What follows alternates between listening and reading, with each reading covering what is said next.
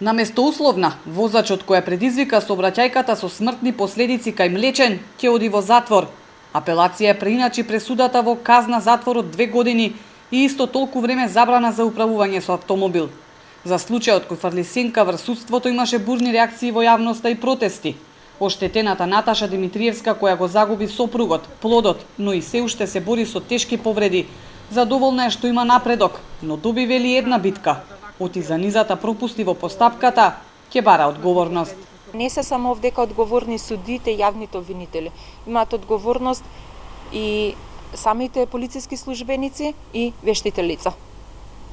Значи не може моите тешки телесни повреди, разликата во нозете на висината од сантим и пол после сообраќајката да го рачунаат како нешто што е секојдневие, затоа што така е заведено во овој предмет. Наташа, која и сама е адвокат, вели дека има многу вакви случаи, но граѓаните или не знаат или не се охрабруваат да ја бараат правдата. И за нејзиниот случај сигурна е дека без нејзино ангажирање и поддршка од јавноста, виновникот би останал со условна казна.